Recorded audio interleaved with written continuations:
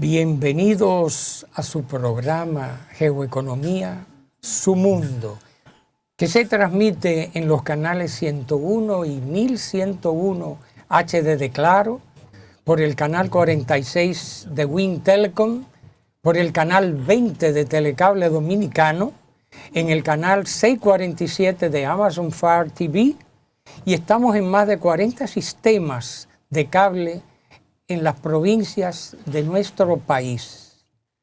Asimismo, estamos en todo el continente americano a través del satélite EUTEL y para Estados Unidos. Por otra parte, para los que no disponen de facilidades con los demás canales, en todas las plataformas digitales y disponibles en nuestra página web www.sumundotv.com. Como de costumbre, en la tercera semana del mes tratamos los asuntos de nuestra frontera, de nuestra situación dominico-haitiana, pero quiero brevemente exhortar como ciudadano del Distrito Nacional a nuestra alcaldesa para que inicien un proceso de ruedas de prensa y rindan cuenta de la situación que atraviesa la ciudad de Santo Domingo con sus técnicos, que hablen aunque sea mensualmente y reporten la situación. Para continuar, tenemos hoy como responsable el coordinador de leyes, jurista, Benito Pineda, por favor, para que puedas continuar la presentación en el día de hoy de nuestros invitados. Sí, buenos días, amigos televidentes. Buenos días, señor Saturnino Pérez, monseñor Julio Holguín. Como cada tercer sábado del mes, tenemos el tema dominico-haitiano y somos reiterativos en los tres aspectos fundamentales que hay que comprender. Somos reiterativos en los tres aspectos que hay que comprender. Pero antes vamos a darle paso a las voces de la frontera, que tenemos una llamada en línea del señor Rubén Villalona. Chío, adelante.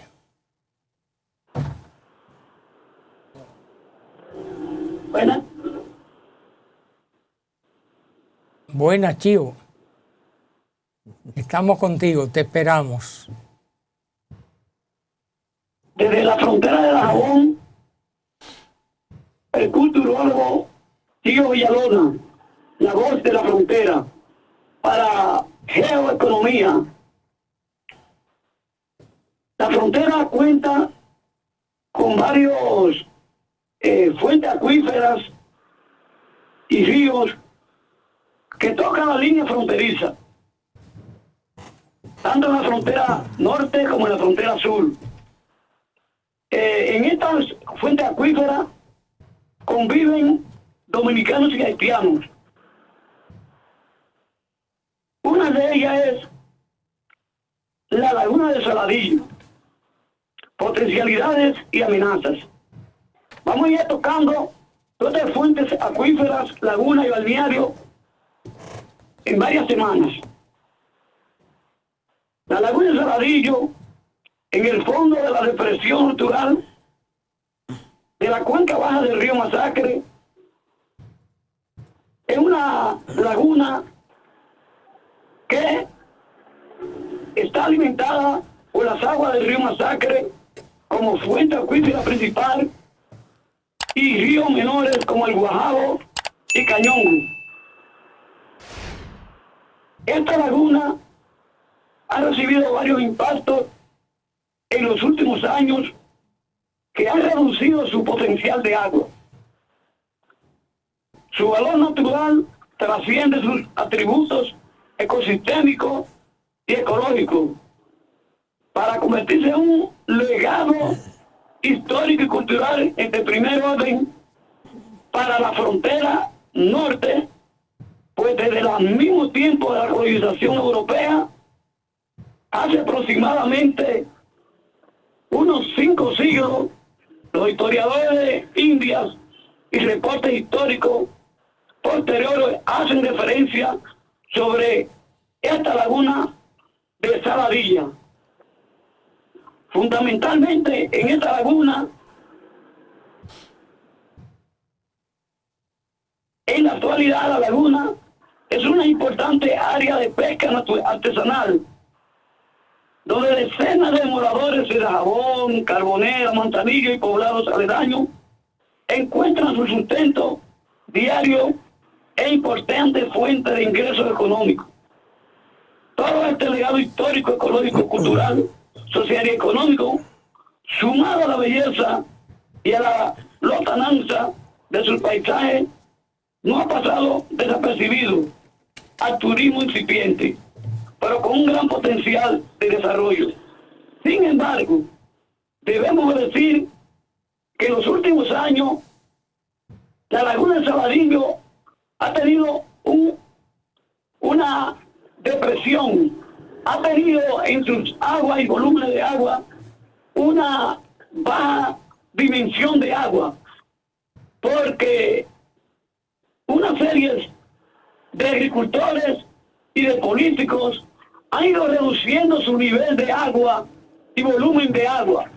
Han ido secando la laguna, tomando la tierra para la cría del ganado, para la siembra de arroz, pero también en esta laguna se dan diferencias y conflictos entre pescadores haitianos y pescadores dominicanos, donde ambos,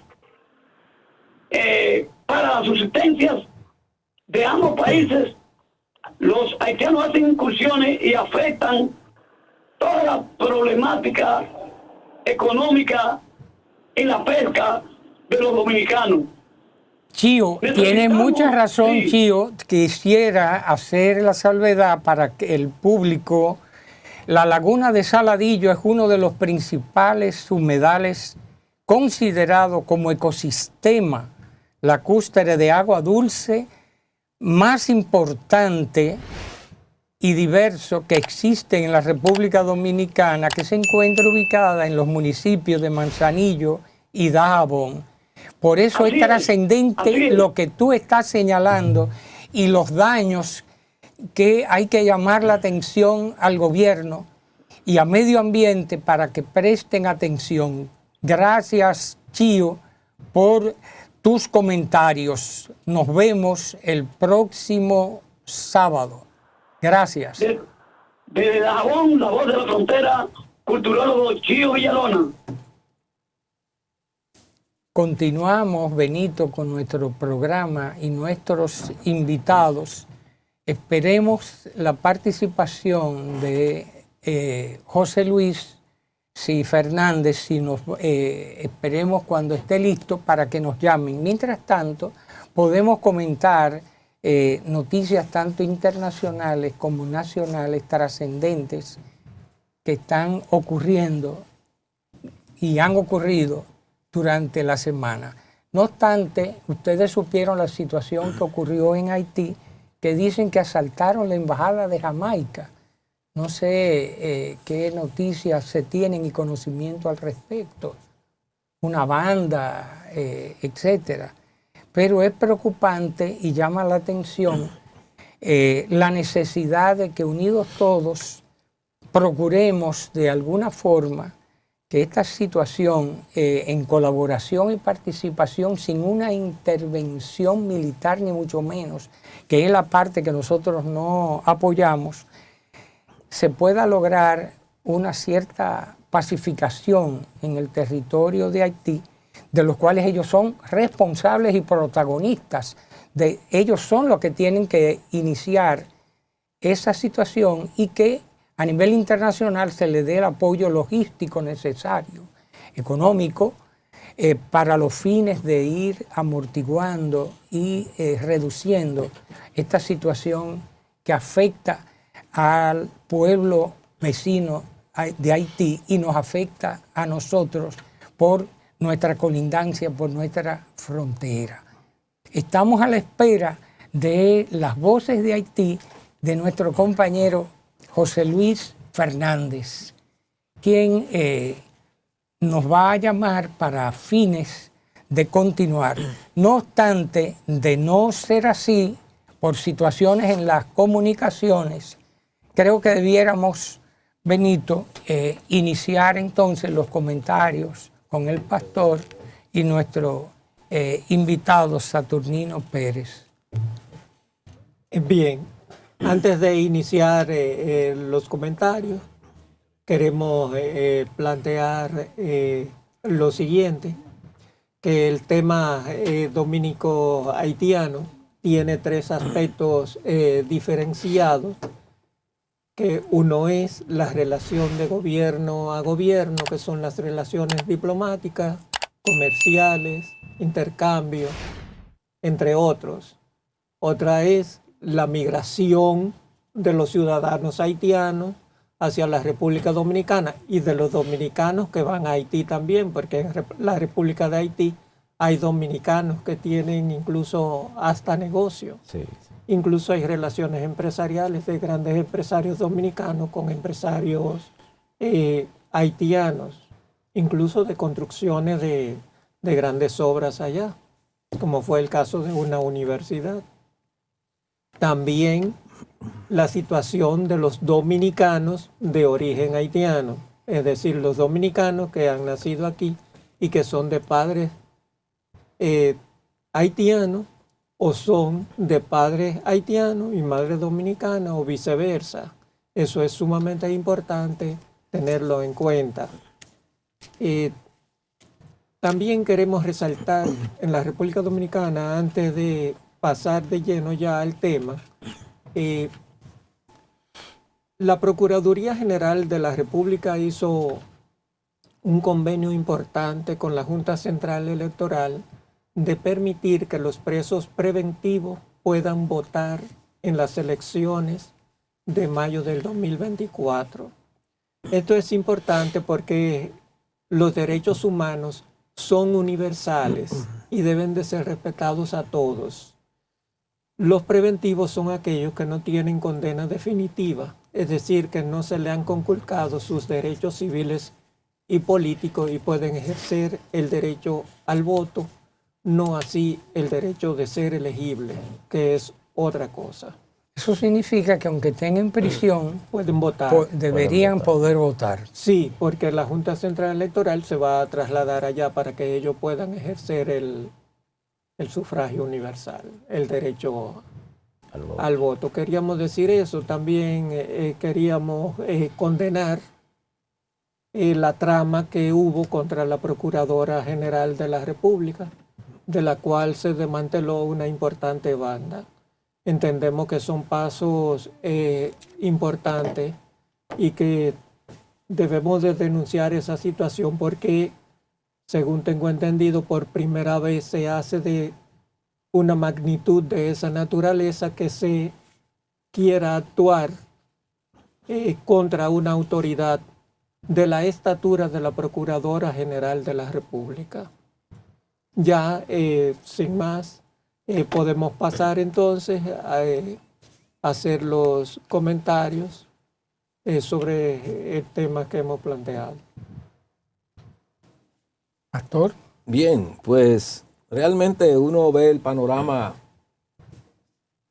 mundial y nacional, pero a mí me gusta a veces aterrizar en algunos aspectos de situaciones que nos afectan también aquí en la República Dominicana y que muchos han estado tratando, y que de lo que se trata es del problema del sargazo que ha estado llegando a las costas dominicanas y que al parecer no se está haciendo todo el esfuerzo necesario, aunque se habla de acuerdos a nivel de la zona del Caribe para ver de qué manera se puede manejar la situación.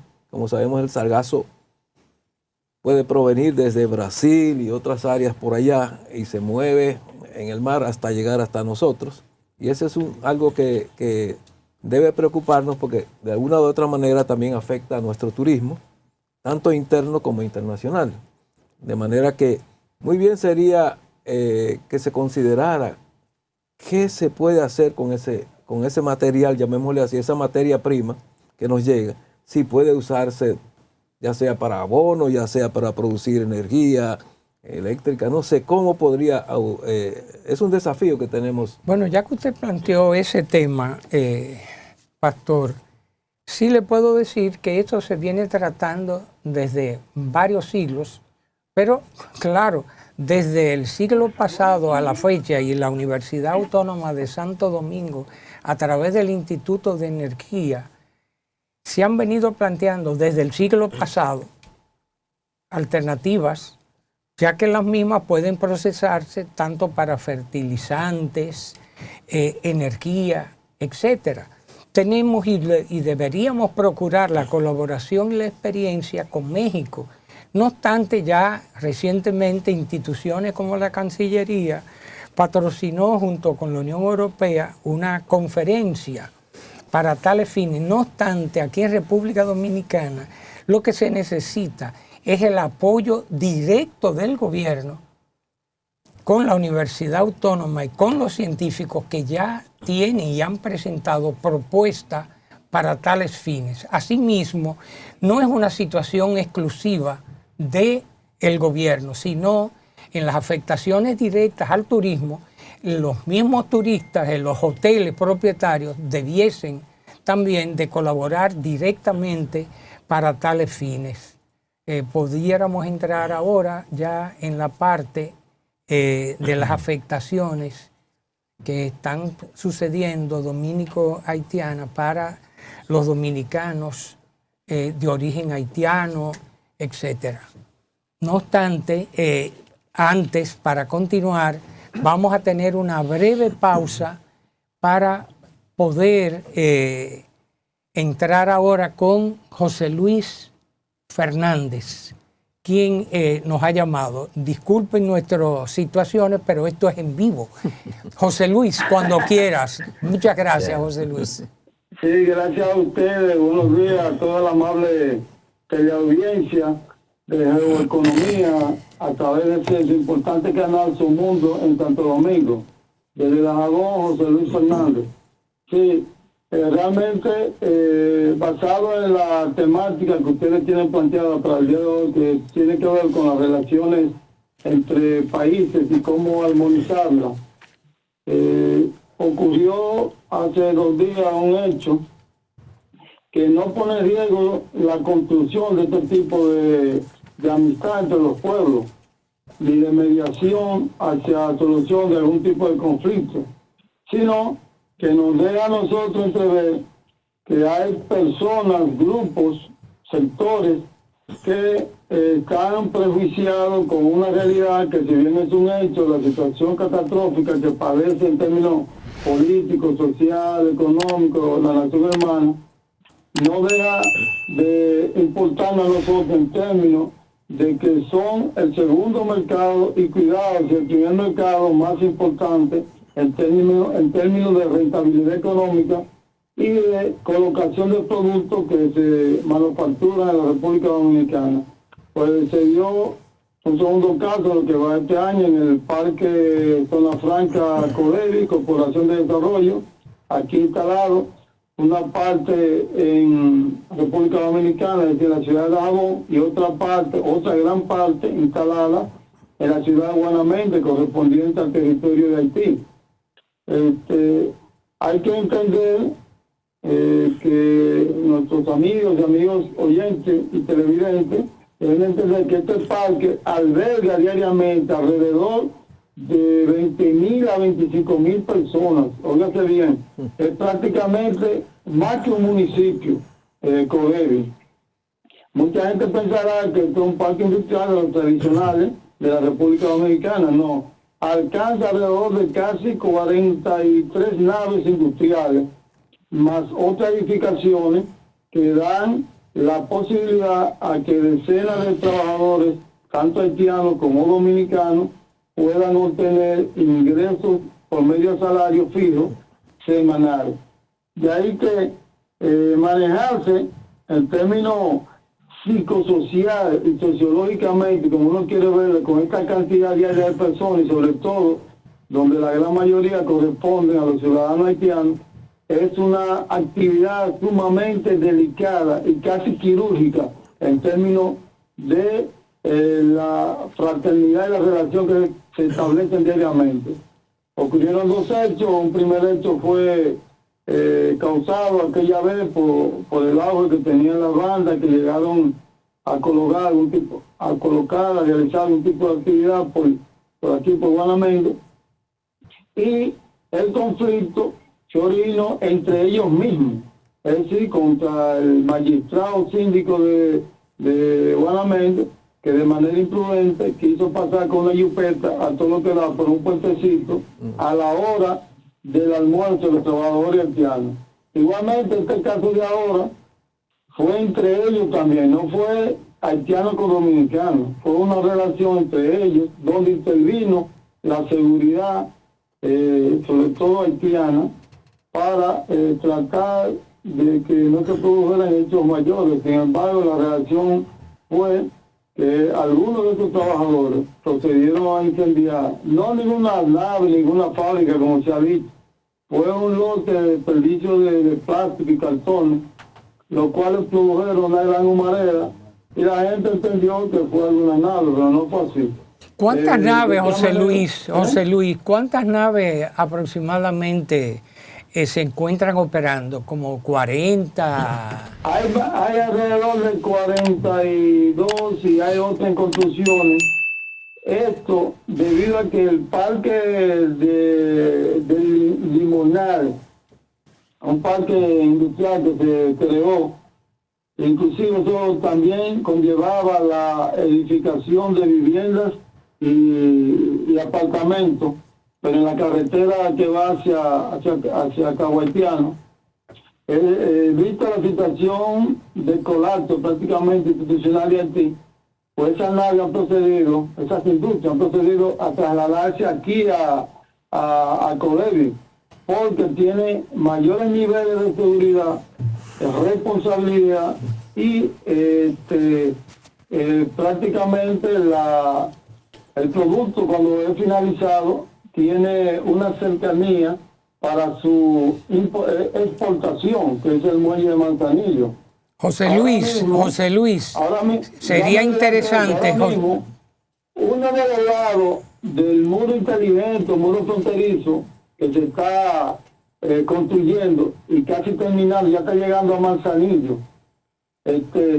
Uno de los laterales es una vía alterna para que las patanas, los trailers, los cabezotes de Codevi puedan desplazarse por ahí y llegar más rápido al muelle de Manzanillo. Muchas gracias, José Luis.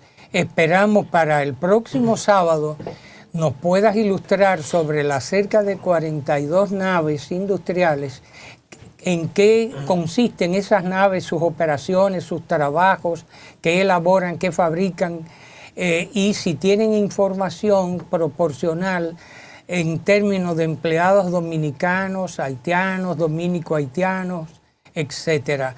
Continuamos ahora con una serie de temas generales para los cuales Benito, nuestro compañero y coordinador, puede continuar sobre lo de Codevi, que fue muy interesante lo que comentó José Luis Fernández desde las voces de la frontera. Realmente fue muy interesante, y no solamente interesante, importante para las relaciones dominico-haitianas, por lo siguiente: ya van 2 incidentes lamentables que han ocurrido aproximadamente en un año.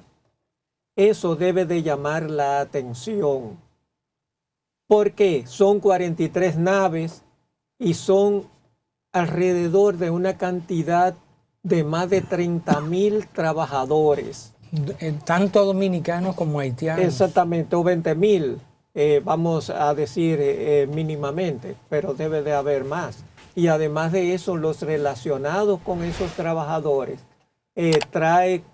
podría traer consecuencias graves, tanto para la República Dominicana y para la República de Haití, incluso hasta un conflicto de carácter internacional, porque no nos podemos hacer de la vista gorda ante una situación. Por eso el gobierno de la República Dominicana y el gobierno de la República de Haití deben de tomar esa situación muy en serio y tomar las medidas pertinentes para evitar un conflicto mayor. Mira, es oportuno, padre, que alertemos sobre la situación de la hambruna que se está afectando el territorio de Haití, a su población y a los niños. Según informaciones, son millones de niños en un proceso de desnutrición terrible. Es un drama que necesita la atención a nivel internacional de apoyo y colaboración. Estoy plenamente de acuerdo con que se ponga atención, que se le dé alta prioridad a esta situación, porque el hecho de que, por ejemplo, las Naciones Unidas, en este caso el Programa para Alimento Mundial, haya solicitado sobre, digamos que 720 millones de dólares en donación y que apenas se ha podido lograr un 20% de esa cantidad.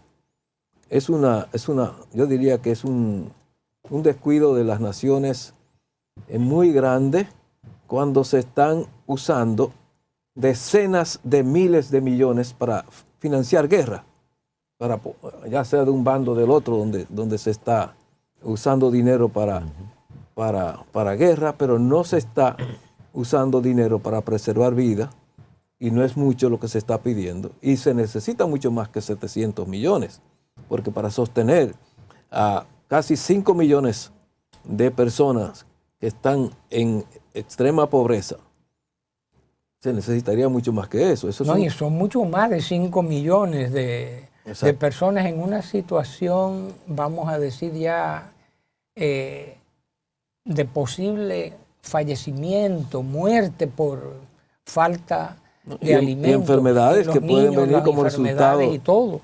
Como resultado de esa situación. Y Saturnino, ¿qué tú crees sobre ese asunto? ¿Qué conoces al respecto? Realmente lo que me preocupa es, se solicitan los fondos llegan al país y debe llegar a las personas que lo necesitan, pero lamentablemente siempre se toman en cuenta las instituciones de mayor renombre en el país y las ayudas no llegan directamente a la persona que tienen que llegar. Y eso es lamentable. Tenemos líderes comunitarios que tienen mucha capacidad para hacer que esas ayudas lleguen a las personas porque conocen el entorno de la comunidad, conocen quiénes son las que tienen las necesidades. Y si ustedes se fijan, la mayoría de los fondos cuando llegan a través de cualquier organización, un gran por ciento se va en promoción y además de promoción, va un por ciento también para administración. O sea que se debería de disponer de alimentos directos que se les entregue a las familias que tengan alcance de todos esos niños. Correcto. Sí, además de alimento directo, pienso que a la persona también hay que capacitarlo, porque yo te puedo dar una compra de 8.500 pesos, como lo que está sucediendo ahora, incluso a muchos inmigrantes en el país, que están pasando por una situación terrible porque al no tener documentos no pueden trabajar. Pero principalmente lo que está ocurriendo en Haití actualmente es una situación de hambruna terrible, a los cuales no se hay suficiente publicidad y conocimiento al respecto. Sí, tomando en cuenta eso, ejemplo, yo tengo amigos en Haití que tienen organizaciones y son líderes locales. Hay un programa ya que le llaman Teen Challenge Internacional y Teen Challenge Global. Están haciendo un trabajo excelente. Pero a la hora de mediar, en cuanto al conflicto, la hambruna que existe en Haití, todo se hace con organizaciones también internacionales, no organizaciones locales, para esos trabajos. Entonces las ayudas no llegan en los lugares donde tienen que llegar. Además, que no solamente dar la comida, hay que capacitar a esa persona, pues yo te puedo dar una ayuda hoy, pero cuando se te termine, tengo que volverte a dar. Ahí la cosa cambia. Sí, bueno, el tema es que hay que tratar de, ya comentamos en un programa anterior que el obispo Telésforo Isaac, emérito de la Iglesia Episcopal, había propuesto en una ocasión para Haití un mini plan Marshall, de manera que se pudiera acudir en ayuda de Haití, pero no solamente para alimentar. Exacto. Eso va incluido, pero sí hay que buscar la manera de que ese país se levante y pueda salir de ese círculo vicioso de atraso en términos de desarrollo. De manera que sí, hay que hacerlo, pero mientras tanto, mientras enseñamos a pescar, hay que darle el pescado, Claro, porque sí. es una situación de emergencia y que afecta directa o indirectamente, tiene que involucrarse todos los países del mundo. Todos los países del mundo. Cuando hay una catástrofe en un país, todo el mundo acude a un terremoto, un huracán, acuden en auxilio. Sí, respuesta a desastre. Pero ahora lo que se está viviendo en Haití, donde todo está paralizado a causa de la misma situación interna que se vive, lo que provoca es eso. Está también los movimientos, la gente que tiene que ir a los refugios en condiciones muy precarias, ¿verdad? Pero ya eso sería una situación que no lo puede resolver la República Dominicana. Puede colaborar, pero hay que buscar la forma de que los países que tienen mayores recursos lo dediquen para ayudar a Haití a levantarse. Así como se usa, insisto, dinero para apoyar guerra, que se use para la paz, que se use para el progreso. Creo mucho en eso. Que la gente se sienta libre para construir la paz en Haití. Sí, monseñor, eso que usted dice es muy importante. Esa crisis de los derechos humanos y principalmente del hambre del pueblo haitiano es tan grave que estaríamos hablando casi de la mitad de la población, lo que es algo demasiado, vamos a decir, grave, tanto para Haití como para la situación de la migración de los haitianos hacia otra parte del mundo de manera ilegal, principalmente en la República Dominicana.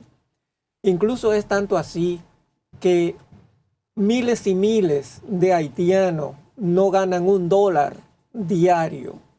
Imagínense ustedes lo que eso significa. Además de eso, tenemos que hay gente que para subsistir comen tierra, la combinan con sal y hacen galletas.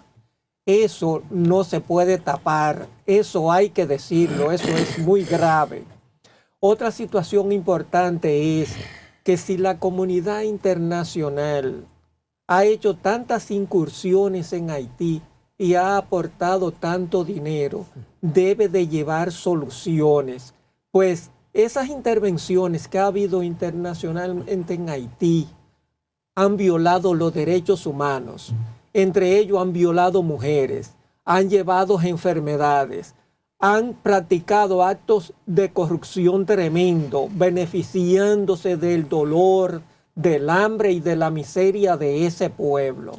Mira, Benito, qué bueno que haces esas observaciones y es bueno apuntalar que hay una clase media de población haitiana que se trasladan en avión hacia los Estados Unidos y están siendo tratados de una forma privilegiada a los que llegan con sus documentos y por avión y con una asistencia que según se dice de un promedio de $8,000 por familia están recibiendo esos grupos, los cuales no entendemos cuál es la estrategia porque va en desmedro de otros migrantes de otros países y en particular por qué ese privilegio particular a esa clase media haitiana que están recibiendo mensualmente $8,000, aparte de que los alojan en alojamientos y viviendas privilegiadas.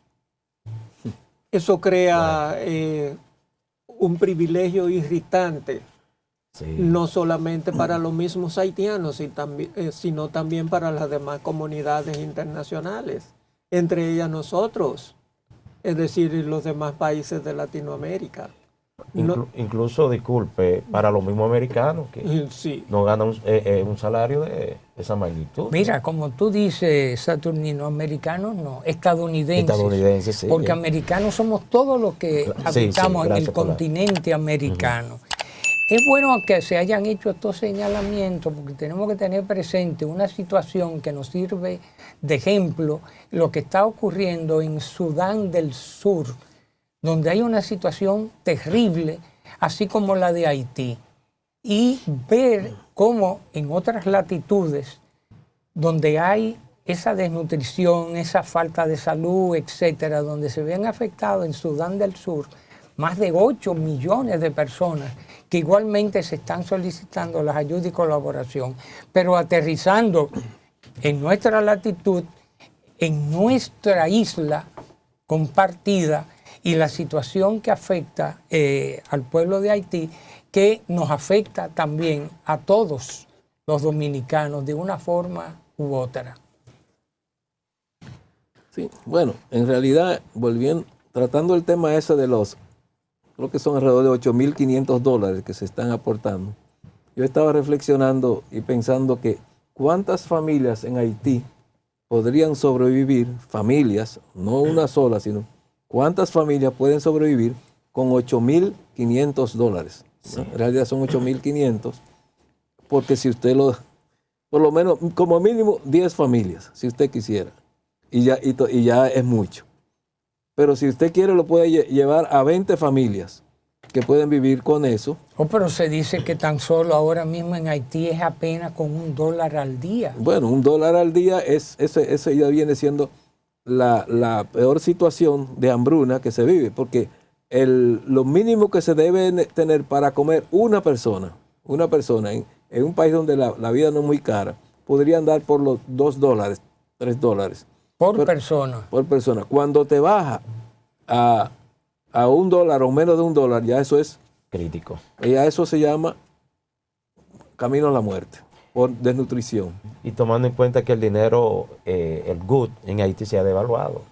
Sí, por todas estas situaciones que ha pasado. Sí, sí. Y usted sale a comprar un huevo en Haití, y yo no sé actualmente, pero el precio estaba elevadísimo. Y huevos que van desde la República Dominicana, normalmente. O sea que no solamente es un asunto de que dispongan de dinero en la mano, sino de que tengan al alcance ese dinero de procurar los alimentos necesarios para satisfacer esas necesidades básicas de alimentación, de tener una buena nutrición y garantizarle, por lo menos en lo que se procura una solución o un proceso de solución política en el tiempo, porque no vemos de inmediato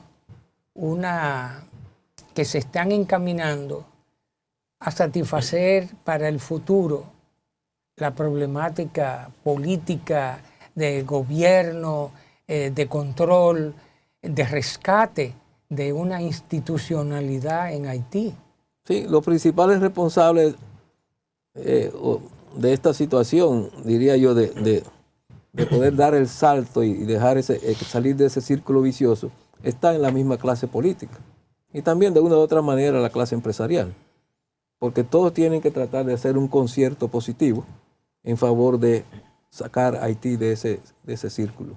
Pero una situación de esa naturaleza lo que va a hacer es a incrementar la migración ilegal hacia diversas partes del mundo, poniendo en riesgo la vida de la persona, incluso con las yolas ese tipo de embarcaciones precarias. Y no solamente eso, sino también va a incrementar la presencia ilegal en la República Dominicana. Evidentemente. Incluso podemos ver en la noticia que a cada momento atrapan vehículos que vienen hasta con 16 carros que están diseñados para 5 personas, vienen hasta 17 inmigrantes haitianos dentro de un carro. Sí. Con el riesgo de la vida. Y con niños, sobre todo. además de eso, de la irresponsabilidad y de las mafias organizadas en ambos lados, con el tráfico ilegal de ciudadanos, imagínense ustedes la situación que se está creando. Entonces,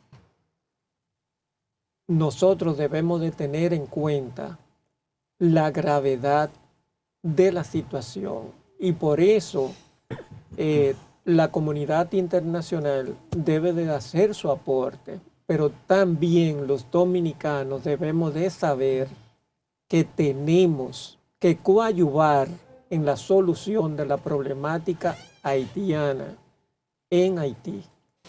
Evidentemente, porque lo que afecta a Haití nos afecta a nosotros. Entonces, en la medida que Haití resuelve su situación, nosotros estamos más tranquilos. Pero además, no solamente eso, recordemos que Haití es uno de los principales socios comerciales de la República Dominicana. Y en la medida que Haití logre levantarse, también la República Dominicana recibe beneficios. Bueno, me toca hoy hablar del tema de los dominicanos de origen haitiano. Yo soy dominicano de origen haitiano y es un tema que a nosotros nos preocupa mucho. Si remontamos sobre la sentencia 168-13, que desnacionalizó a miles y miles de dominicanos de origen haitiano, incluso muchos de ellos tenían sus documentos. Y esto ha afectado a tal magnitud, pero antes de todo quiero separar algo. Cuando hablamos de dominicanos de origen haitiano, por un lado, mucha de la población no ha aprendido a distinguir entre el haitiano que viene, el haitiano inmigrante que viene desde Haití y los dominicanos de origen haitiano que han nacido en República Dominicana. Muy interesante ese punto. Claro, porque cuando se habla de un tema, la población al no entender la diferencia, entonces se aborda todo. Además de que se cometió el error que cuando el plan de naturalización y el plan de regularización se hizo concomitante en el mismo tiempo. Y eso incluso no ha permitido que la población lo haya podido diferenciar. Ahora, no solo vamos a hablar de la situación porque todos sabemos que ya existe, sino las afectaciones a la vida de esas personas afectadas. Tenemos jóvenes que hoy día fueran grandes profesionales y en el momento que perdieron sus documentos, ya su vida se paralizó. No hay una manera de que ellos puedan seguir estudiando. No han podido ir a la universidad. Algunos son prospectos, grandes peloteros, pero no han podido conseguir una firma por la falta del documento. La situación de tu familia en ese aspecto, ¿cómo tú puedes ponernos? Bueno, gracias a Dios que desde muy joven se pudo, a través de una sentencia, mis documentos se arreglaron, pero también tuve problemas en un momento. Pero en aquel tiempo se arregló y gracias a Dios. Recuerdo que cuando comenzó esto de las investigaciones, cuando se estaban sacando los nombres para otro libro, me llamaron. Cuando me llamaron, yo como que entendí más o menos por dónde iba y no seguí la llamada. Y gracias a Dios no tuve ningún otro tipo de problema. Pero yo trabajo en las comunidades, principalmente en batallas, donde las personas carecen. Hay mucha precariedad en esas comunidades. Muchos de esos jóvenes que le estoy hablando, de esos batallas, son jóvenes que hoy pudieran ser grandes profesionales. Incluso tenemos señoritas que estaban estudiando y tuvieron que dejar la escuela. Conozco una que tiene 5 niños y apenas tiene 24 años. Incluso nosotros hemos sabido que allá hay familias que solamente es uno solo el que está legalizado, de 7 miembros. De 7 miembros. Lo cual es una barbaridad. Realmente. Gracias, eso es un gran problema.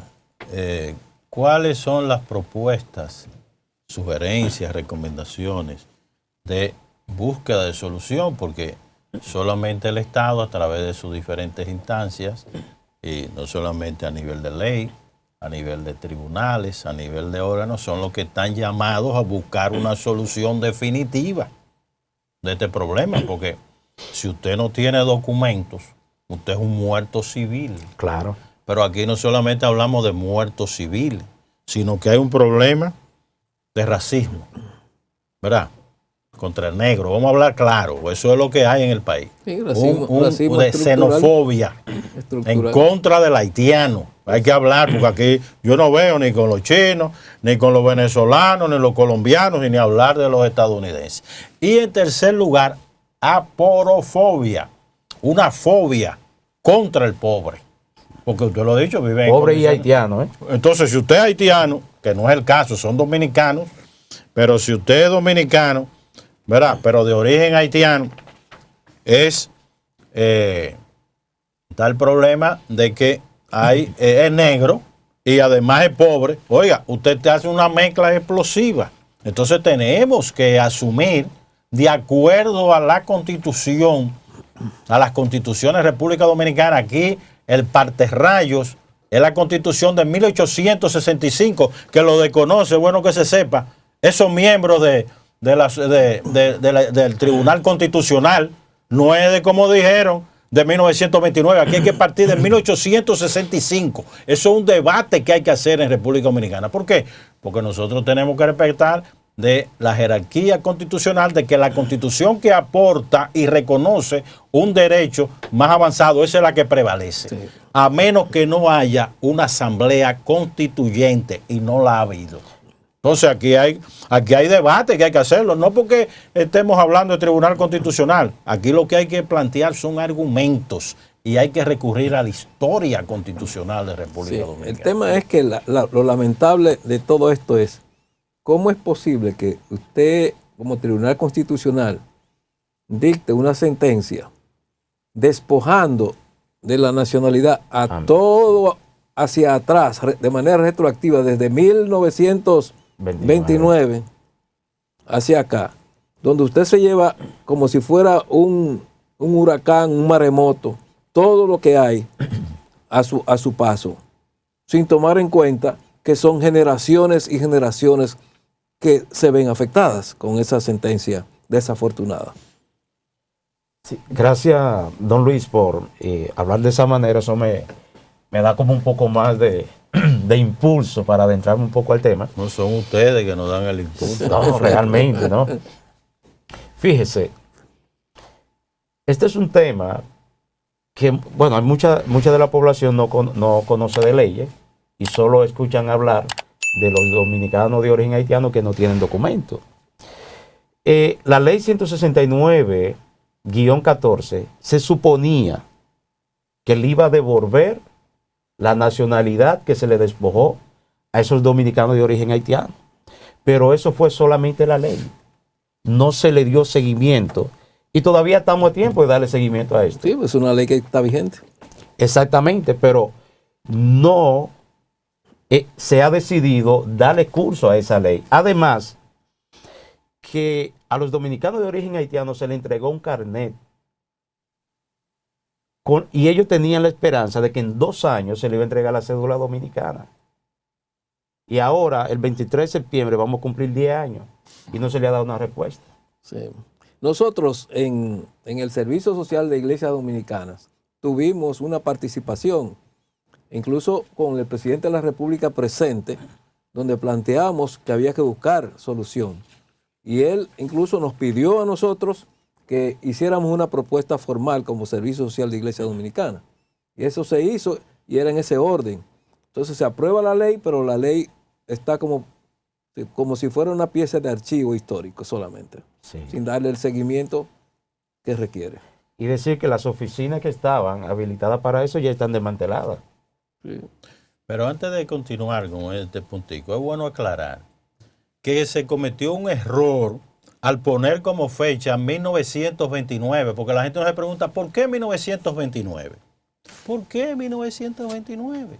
¿Por qué 1929? Eso tiene que ver con el tratado que hubo, que se comenzó a trabajar durante Horacio Vázquez, no durante Trujillo, porque entonces le pega a Trujillo aquí. Aquí Horacio Vázquez no aparece, que fue el que preparó el terreno para esto.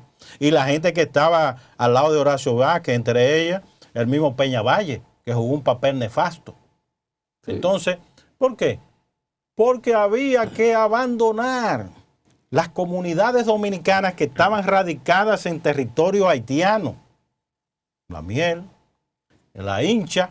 Entonces, hay informes de que esos dominicanos de origen haitiano que hablaban creol, déjeme decirle, dominicanos, pero estaban en territorio que, de acuerdo al Tratado de Aranjuez, le pertenecía constitucionalmente a República Dominicana. No reivindico ni una sola pulgada, pero vamos a ser coherentes. Eso no lo quieren tratar los juristas aquí. Ahora bien, ¿cuál es el problema?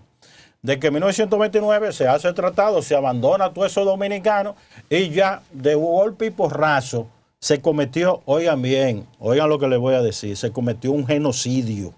No, el genocidio no es de 1937, el genocidio es de 1929. Comenzó ahí. Porque se abandonaron esos dominicanos y debió de haberse concertado. ¿Pero qué vamos a concertar con Haití? En esa época lo que había era un grupo de golpistas que se habían erigido como, aquí algo similar con el, como el Consejo de Estado, en Poder Judicial, Poder Legislativo y Poder Ejecutivo. Eso no lo enseñan los libros de historia. Eso no lo dicen la mayoría, la inmensa mayoría de los juristas. Y dicho sea de paso, ese que el presidente del Tribunal Constitucional fue a Haití, fue que firmó un convenio para la traída de braceros inconstitucionales e ilegalmente y participó en la decisión, que debió de haberse abstenido. Es decir, que ese otro vicio también clave, y eso no se ha dicho en República Dominicana. Y un descendiente de inmigrantes. Y descendiente de inmigrantes. Y además muy cercano a Peña Gómez, porque ese señor era uña y dedo de Peña Gómez y lo que hizo fue renegar de sus orígenes con esa sentencia. Pero también debo de aclarar otra cosa. Aquí hay un personaje que dijo que iba a escribir un libro, estamos a la espera de que escriba el libro, que es Olivo Rodríguez, que jugó un papel nefasto, oigan bien, nefasto en la decisión que tomó el presidente Medina, porque era el jurista que tenía un mayor conocimiento de estos asuntos y en la presidencia fue quien logró influir en esas decisiones. Que hable, que aparezca, que venga la discusión pública, porque estamos con un problema de una dimensión, digamos, incalculable. Entonces, hay que hacer una revisión histórica. Eso no significa de que queramos, ¿verdad?, territorio haitiano, pero para que se entienda el problema de los dominicanos de origen haitiano. ¿Por qué? Porque aquí la Constitución de la República, una gran parte eran africanos o de personas que tenían origen haitiano, y así fue que se constituyó la República Dominicana como nombre. Entonces, hay cuestiones aquí que hay que dilucidar y hay que abrir el debate. Y la Academia de Historia tiene que abrir el debate. El Archivo General de la Nación tiene que abrir el debate y el gobierno tiene que crear una mesa para que todos estos temas se discutan a base de argumentos, a base de documentos. Porque aquí hay mucha gente, inclusive hasta generales, que aparecen ahora como patriotas, que son culpables de todo este desastre que ha habido en la frontera. Y lo digo con el mejor buen espíritu, lo digo con la mejor buena fe. Hay que hacer un diálogo sobre la base de argumentos, pero con datos. Porque aquí hay gente, ¿verdad?, que sufre. Y más que el dato, más que el argumento, aquí lo que debemos considerar es el sufrimiento de esa joven, el sufrimiento de esos hijos, el sufrimiento de esos padres. Porque eso como cristiano es clave, fundamental. Y por eso siempre he dicho que las iglesias evangélicas, cristianas y también la católica tienen un papel fundamental que jugar en República Dominicana. ¿Para qué? Para unir lazos, ver que un país que podemos descansar en la esperanza, en los buenos deseos, en los logros, porque mientras no exista eso y estemos incentivando el odio y la separación, esto no solamente Haití, sino también República Dominicana, no va a ningún lado. Queremos precisar una serie de puntos importantes. El plan de regularización que fue por la ley 169-2014, según informes oficiales, fueron 288,000 personas que estaban bajo esa situación. Pero de esos 288,000 personas, solamente optaron 8,000 personas.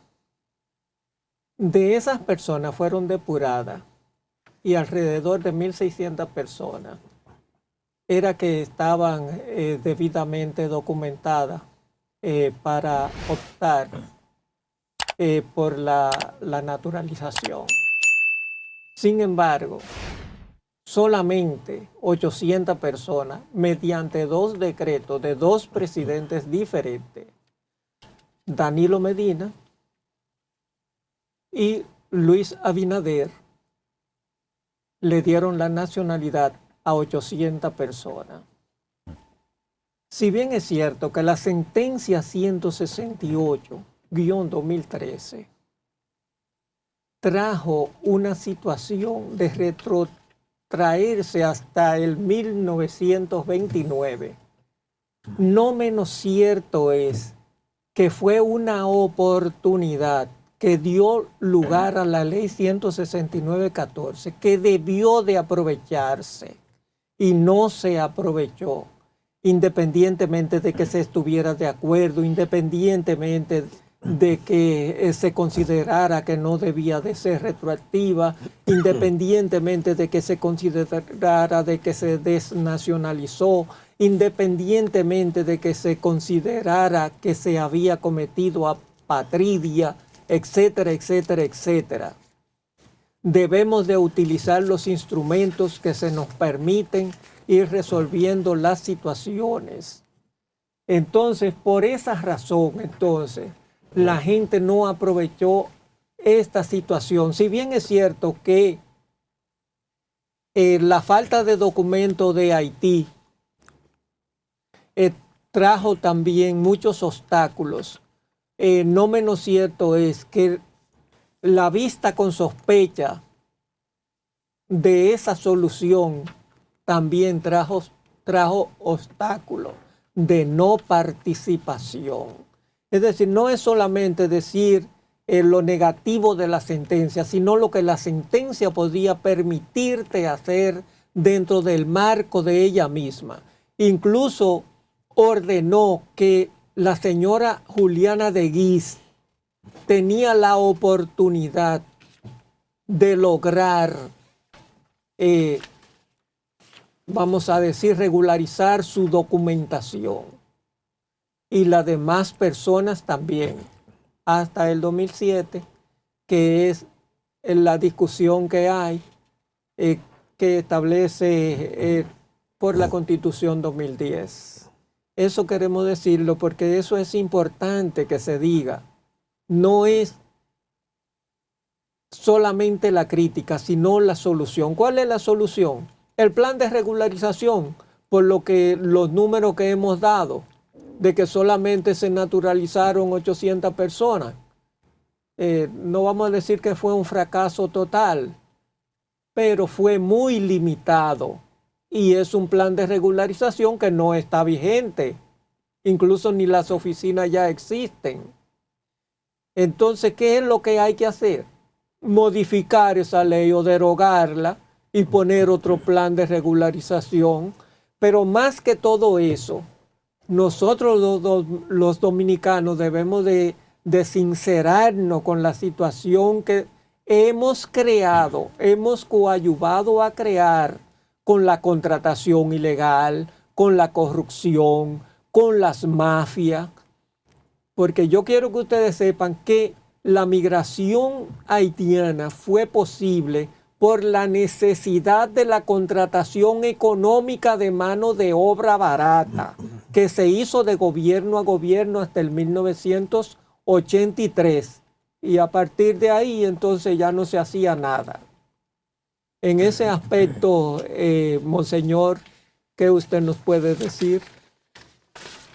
Bueno, En realidad es una situación difícil la que se ha venido viviendo, pero lo primero que nosotros tenemos que ver es que, si bien es cierto que el país tiene derecho a recibir o no a personas, pero la situación que está viviendo Haití, yo quiero meterme lleno en la situación que está viviendo Haití, un país que en los últimos 66 años ha estado viviendo de dictadura de los Duvalier, los golpes de Estado posteriores, incluyendo el golpe de Estado a Jean-Bertrand Aristide, el magnicidio de Moïse. En fin, que es una situación difícil y donde no hay salida, así casi salida. Si solamente tienes una puerta para salir de esa situación, esa es la que vas a usar, aunque sea fuego lo que haya. Entonces, aquí el problema está también en que, si bien las personas han estado llegando, y sobre todo a partir de la ocupación norteamericana del 16, que fueron los que prácticamente abrieron la puerta, y desde antes, por supuesto que había migraciones, pero a partir de ahí, esa gente se asentaron, una parte iban, otros quedaban, nacían los hijos aquí sin documentos, venían, simplemente llegaban, y es lo que ha seguido pasando con esta situación que se está viviendo, y niños que siguen naciendo aquí. Ese niño que estaba agarrado en el camión detrás con su mamá ahí, sí, tratando de... que esos videos han recorrido el mundo entero. Porque la madre la apresan y la montan allí. Es una situación dantesca, una situación muy triste. Pero ese niño, lo más probable es que nació aquí.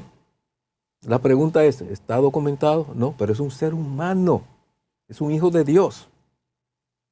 ¿Me entienden?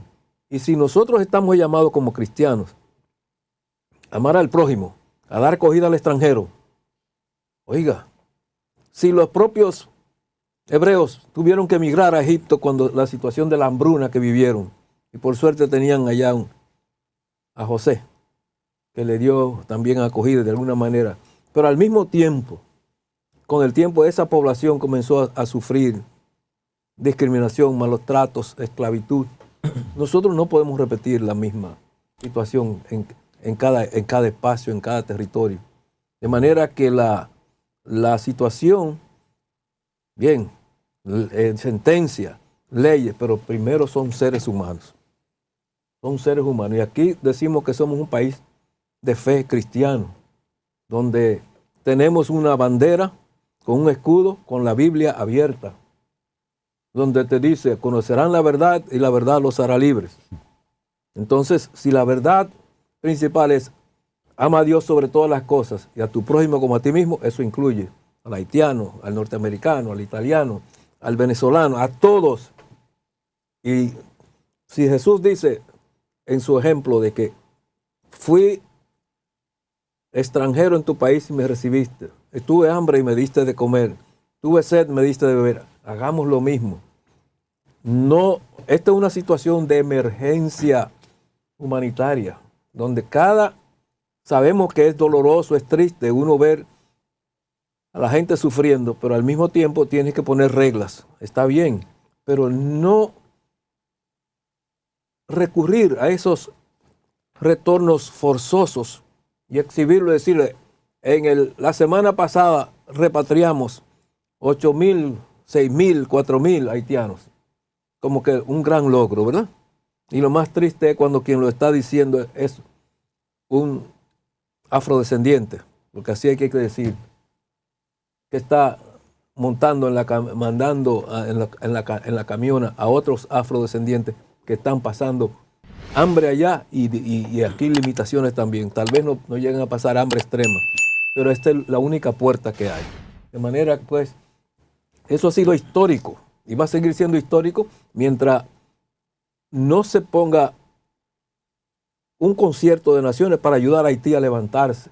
Eso va a tomar 15, 20 años, 25, formar una nueva generación que se haga cargo de su país, enseñarle a pescar. Eso es lo que se debe hacer. Y hay que hacerlo ya. Se han perdido esos 66 años, se han desperdiciado. Se ha perdido mucho más en descuido que los haitianos no quieren vivir. No es verdad que ellos desean esa situación, pero hay coyunturas, hay situaciones que se dan que acaban con la propia nación, con la gente. Pero vamos a hacer un mayor esfuerzo y veamos esto desde el punto de vista de la fe cristiana. Amén. Le damos la palabra al pastor Motaquín para que él emita su comentario, su opinión o lo que él desee sobre el tema. Como no, muchas gracias. Saludos a ustedes y a los televidentes que están en sintonía con este programa hoy. De verdad que es un tema bastante complejo y que hay que hablar mucho de eso porque creo que hay un aspecto aquí de conciencia que tenemos que trabajar, como comentaba el obispo. Y en el segmento anterior, antes de que me incorporara a este panel, escuchaba a don Luis hablar un poco sobre la calidad humana, la condición humana que tiene la persona inmigrante y la forma que estamos trabajándolo. Y un poco para no ir muy lejos de la introducción que hizo don Benito sobre el tema de la ley y del cumplimiento de esto, yo creo que hay un problema estructural y es que nosotros estamos acostumbrados en este país a producir leyes para no cumplirlas, para no darle seguimiento. Entonces, podemos retomar la ley de nuevo, podemos rehacer la ley, pero tiene que existir la voluntad política del cumplimiento de eso. Parece ser que se quiso, en principio, hacer una especie de limpieza étnica, ¿no? Cuando se estableció esta sentencia para desnacionalizar a un montón de personas, y con esa sentencia se trató de corregir. Pero entonces la ley trató también de enmendar algunos aspectos que la sentencia había afectado. Ok, estuvo bien. Ahora viene el proceso del cumplimiento de eso que está establecido en esa nueva ley para poder regularizar a estas personas que están irregulares en el país e inclusive devolver la ciudadanía a personas que la habían perdido por efecto de la sentencia. Ahora, en ese proceso tenía que existir o tiene que existir una voluntad política desde las máximas autoridades del Estado hasta los que cumplen en el terreno la ley. Y eso no ha ocurrido y probablemente no va a ocurrir si nosotros como ciudadanos dominicanos no nos ponemos a exigirle al Estado que las leyes que se ponen en la dirección que sean deben ser cumplidas, porque la ley es la ley, ¿entiendes? Es posible que no te guste, que no te sea agradable, pero es la ley. Hasta que se cambie, es la ley y hay que cumplirla. Por ejemplo, en este aspecto de la regularización, se estableció algunos elementos para que las personas pudieran presentar una serie de documentos y que con esos documentos presentados iniciaban el proceso, tenían que completar el proceso y después entonces adquirían su estatus regular. ¿Qué ocurrió? Que mucha gente logró completarlo, pero no había quien lo atendiera en las oficinas públicas para poder completar el proceso. Por lo tanto, se quedaron como si nunca hubiesen hecho nada. Hasta que la ley perimió, ya no hay manera de resolverlo de esa manera.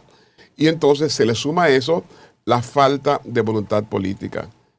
En ese proceso también estamos cayendo en una condición, como decía el obispo Holguín, de una situación catastrófica que hay en Haití. Y esa situación está afectando la calidad humana de la gente que literalmente se está muriendo o lo están matando. Y cuando tú estás en condición en que el riesgo que tú tienes es la vida, tú tienes que buscar una manera de solucionar esto. Y no sé qué está pasando con el mundo, que vivimos dándole vuelta y vuelta y nadie se asume la responsabilidad de ponerle el frente a la situación en Haití. Porque es verdad que el país no puede asumir per se todas las situaciones, esa carga que representa la situación de Haití. Es verdad que no. Pero algo hay que hacer para resolverlo. Porque es verdad que ellos tampoco pueden resistir tanto tiempo esa condición. Bueno, ahora salió el gobierno de Canadá diciendo que va a establecer una oficina en República Dominicana para atender, para apoyar a la policía haitiana. Pero cuando yo escuché la información, digo, ¿será cierto que querían hacer eso? Porque si ahí en el anuncio sin que haya una discusión con el Estado Dominicano, eso iba a generar resistencia. Yo creo que el proceso debió ser, sentémonos, discutámonos, hagamos el plan, entonces lo anunciamos. Pero anunciarlo sin haber discutido con el gobierno dominicano lo que iban a hacer, eso fue también una falla de ellos. Y obviamente la reacción del gobierno fue lo que es natural. Pero ciertamente se necesitan una serie de acciones que tiendan a dar al traste con el problema fundamental, que es la situación de aquel país. Y esto tenemos que, como nación, también que tener algún apoyo. Sin embargo, tenemos una población de origen haitiana que vive en la República Dominicana, muchos que han nacido en la República Dominicana y que todavía siguen estando, como decimos popularmente, en el aire. Y están en el aire porque no hay quien le ponga atención a eso. Y porque los que están llamados para eso, tampoco lo hacen. En ese sentido, ¿qué propuesta usted podría hacer? Bueno, lo que estoy diciendo es que tiene que existir en los que gobiernan, en los que toman decisiones, la voluntad política, y en las personas que ejecutan la voluntad política para que respeten las leyes que existen, porque para eso hay leyes establecidas. Si se cumpliesen de manera puntual lo que la ley establece de cómo tú puedes aplicar para un estatus regulatorio, qué documento tienes que presentar. Si presentas su documentación, ¿por qué tengo que demorarte 10, 20 años para después decirte que no califica?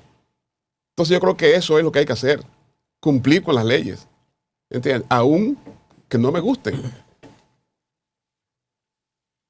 Si, por ejemplo, una solución podría ser derogar la ley 169-14 y dictar una nueva ley y hacer un nuevo plan de regularización, pero un plan de regularización que contemple todas las situaciones. Pero tenemos que analizar, Benito, cuáles fueron las fallas que tuvo esa ley. ¿Por qué razón no se pudo cumplir con eso? ¿Cuáles fueron las razones por las que no se cumplieron? Porque podemos derogarla y emitir otra, pero va a pasar lo mismo. Y la razón que yo entiendo por la que no se cumplió, no se logró que fuera un máximo desarrollo, fue que no hubo la voluntad política. Correcto. Porque y eso está en las personas. ¿Entiendes? Entonces, ¿usted cree que habiendo voluntad política sin documento puede resolverse la situación? bueno, pero tiene que comenzar la voluntad política primero. Porque la voluntad política es la que nos lleva al cumplimiento de la ley. Pero si no pongo la estructura que corresponde para que se cumpla con eso y doy el mandato y el respaldo para que se haga, ¿cómo lo voy a cumplir? No, claro, ahí estamos de acuerdo. Sí, de lo que se trata es que se establece un procedimiento, los pasos que hay que dar, pero tiene alguien que estar atento a que sí se cumpla de ambas partes, pero no simplemente olvidarte de que está la ley ahí y dejar a la gente en el aire y no encontrar, por ejemplo, como se ha dicho, oficinas que dejaron de funcionar. Usted mencionó ahorita el caso del niño que estaba colgando del camión. Eso supuestamente cancelaron al oficial que estaba sentado ahí atrás, ¿entiende?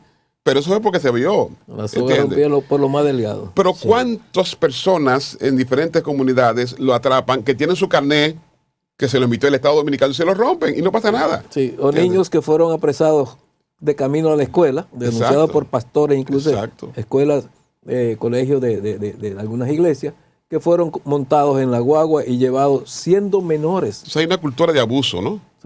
Sí, pasa algo.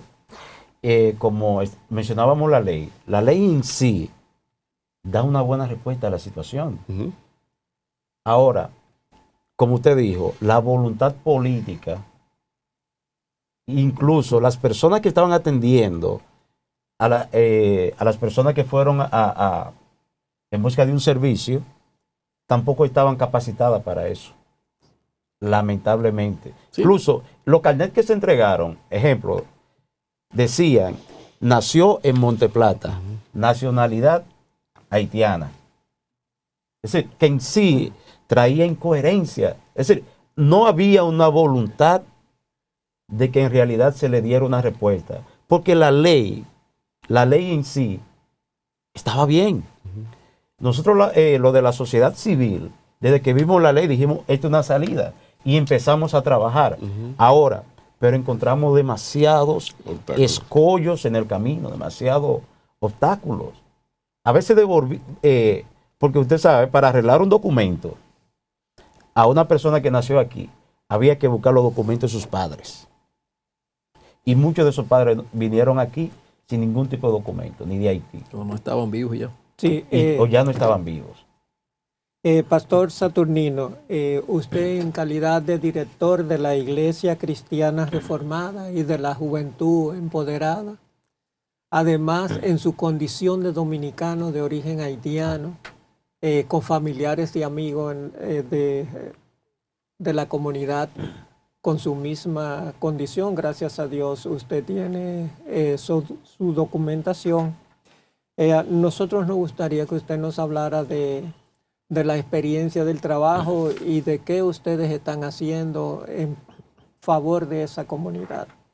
Sí, antes de comenzar en lleno en el punto, quiero reconocer algo como cristiano, seguidor de Cristo, que, bueno, todos lo somos, amén. Pasa lo siguiente, la iglesia ha sido un poco apática en cuanto a esos temas de racismo y la discriminación. Lamentablemente, aunque no lo queramos mencionar. Y muchos de los afectados son miembros de las iglesias, pero sus líderes no han dado la cara. Y algunos hasta se expresan en contra también. Y muchos se expresan en contra, lamentablemente. Ahora, yo digo, nosotros como cristianos somos representantes de los derechos humanos. Sí. Los voceros principales. Amén. Asimismo, como Dios levantó a Moisés en consideración con el pueblo de Israel. Incluso hay una carta pastoral o apostólica de un papa, no sé si fue del anterior, que decía que en la iglesia de Cristo no hay extranjeros. Así es. Así es. Bueno, se lo dice San Pablo también. Justamente, sí, justamente ahora nosotros tenemos un proyecto que le llamamos Creando Amistades que Cruzan Barreras. ¿Por qué amistades que cruzan barreras? Aunque veamos en las prensas nacionales e internacionales, vemos mucha violencia entre dominicanos y inmigrantes. Hay una población que convive día tras día. Hay buenas relaciones en las comunidades. Entonces, lamentablemente el pueblo se está alimentando solamente de lo que ve a través de las noticias, los casos de violencia, y nosotros mismos no estamos publicando las buenas convivencias que existen entre nosotros. Y pensamos que es una buena manera de mitigar el racismo y la discriminación. Si nosotros damos testimonio de las cosas que pasan en las comunidades, bueno, usted tuvo la experiencia de participar con nosotros, el señor Benito y don Luis, en un proyecto donde había jóvenes dominicanos, incluso había un representante de Haití, había incluso estadounidenses en ese evento, y estábamos debatiendo el tema que cuando discriminamos a alguien, estamos violentando la imagen de Dios puesta en esa persona. Pienso que las iglesias también deben tener ese tipo de programa, de demostrarle a la membresía que el racismo y la discriminación es pecado. Sí. Y eso, entonces, después de trabajarlo dentro de las iglesias, podemos predicarlo en la comunidad. Pienso que es una manera de mitigar lo que es el racismo y la discriminación. Y es justamente lo que estamos haciendo ahora. ¿Por qué comenzar dentro de las iglesias? Las personas, esos jóvenes que son afectados, creen en Dios. Muchos visitan una iglesia, pero no están encontrando una respuesta. Muchos quieren incluso formar su familia. Conozco el testimonio de un joven que no tiene documento y no se ha podido casar. Era líder dentro de la iglesia y decidieron no darle parte en la iglesia porque él decidió casarse. Y ha hecho proceso legal para... Lo ha intentado y no lo ha logrado de todas las formas. Es que se le pone difícil, Benito. O sea, y es la persona que es el contacto primario que tiene ese ciudadano que viene buscando las maneras de resolver su problema. cuando llega ahí, aunque tiene una serie de requisitos que le dan para que cumpla, los trae, pero luego no pasa nada, ¿entiendes? Y no tiene dónde acudir. Y no hay quien le llame la atención a ese funcionario para que resuelva eso. Es como una especie de apartheid. Exacto. Este es un testimonio. No Sí. cabe acá. Este es un testimonio importante. Yo, en mi condición de abogado, estaba ejerciendo en Monteplata y veo 11 expedientes de demanda en nulidad en contra de acta de nacimiento. Y yo digo, pero ¿cuál es la situación? Y me di cuenta entonces que la mayoría eran personas que eran de origen haitiano. Entonces yo digo, caramba, pero ¿y cómo puede ser que el Estado dé el documento y el Estado entonces plantee la nulidad? Y generalmente esas personas, lamentablemente, eran del plan de regularización.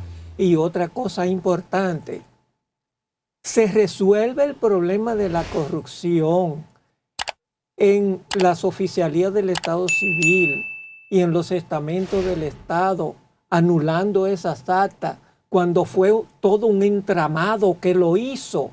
Y entonces apresan una o dos personas y dicen, este está suplantando la personalidad y los publican por todos los medios. Es decir, como una manera irreal de resolver un problema que tiene bases profundas que hay que analizarla. Entonces, ¿qué hacemos con eso? Porque de verdad, imagínate que sí, ciertamente haya que anular un acta, por qué razón, que sea real. Pero ¿qué hacemos con eso entonces? Porque tiene que haber porque nadie debe estar irregular en el mundo. O sea, violación a sus derechos. nadie debe estar regular. Si tú no estás regular aquí, estás regular en otro lugar. Entonces, ¿cómo resolvemos eso? Esa gente se queda viviendo en el territorio La patria. sin ningún tipo de documentación. Entonces no puede hacer ningún acto civil, no se puede casar, no puede hacer nada, no puede ir a un banco, no Ni puede estudiar, ni estudiar, porque no tiene documento. O sea, si nosotros somos capaces de anular un acta, debemos ser capaces de proveer la solución a eso para que esa persona, sea aquí o sea en otro lugar, tenga su documentación. Tenemos que volver entonces a la cuestión interna de Haití. Exacto. Eso queda porque con eso es básico. Sí, eso nos lleva, bueno, planteando esto ya desde el punto de vista, vamos a decir que hasta jurídico, que la persona que queda en esa condición quedan sin derecho a la nacionalidad, quedan sin personalidad jurídica y quedan sin nombre ni identidad. Esa es la situación de una persona que nace en este país y que incluso es nieto, pudiera ser tataranieto, y cae, todo eso se le aplicaría de manera, yo diría, negativa, porque eso no es positivo. Entonces, hay que buscar salida. Y esa es la persona que está en la situación. Pero imagínate que una persona no se pueda casar porque no tiene documento, pero se emparenta con una persona, con la pareja, Bueno, y tienen hijos. Y ese hijo después crece y tiene hijos también. Es lo que estoy diciendo, que puede llegar a ser hasta nieto en esa condición. Sí, sí. Y como consecuencia de esto, fíjense, desde el tiempo que salió la sentencia, ¿cuántos de esos jóvenes no se han casado? 10 años hace Tienen hijos. de esa sentencia. Y esos hijos, ¿verdad? Tampoco tienen documentos. Es decir, de una manera, aunque no lo queramos ver, pero podemos decir que el Estado está creando una población no solamente segmentada, sino personas que no tienen ningún plan de vida. Y muchos de esos jóvenes hoy día son delincuentes. Y Ahora, no solamente eso, también queda en entredicho a nivel internacional el Estado Dominicano. claro que sí. Porque ahí entra la Comisión Internacional o Interamericana de Derechos Humanos, que sistemáticamente hace mención de la sentencia. Sí, existe una realidad que nosotros tenemos que ver, y es que la juventud hoy día no quieren trabajar, no quieren estudiar, quieren ser TikToker, quieren ser influencer, quieren ser reggaetoneros, porque piensan que es la mejor manera de conseguir dinero. Y eso es una mentira. Y más y esos jóvenes dominicanos de origen haitiano quieren estudiar, quieren ser profesionales y no tienen la oportunidad. Así es. Un buen deportista que está dando y de alguna manera es alguien que nació aquí. A algunos se les reconoce cuando logran sobresalir y tienen algún documento, entonces se les reconoce. Pero ¿y los otros que pueden llegar y que usted le pone una barrera que no pueden, así, ¿no? Así es. Finalmente ya debemos de despedir el programa. Le damos las gracias al pastor Saturnino Pérez, también a nuestros participantes acostumbrados como Monseñor Holguín y al pastor Motaquín. Muchas gracias por acompañarnos y muchas gracias, amigos televidentes, y será hasta el próximo sábado de 9 a 11, donde nos veremos en su programa Geoeconomía.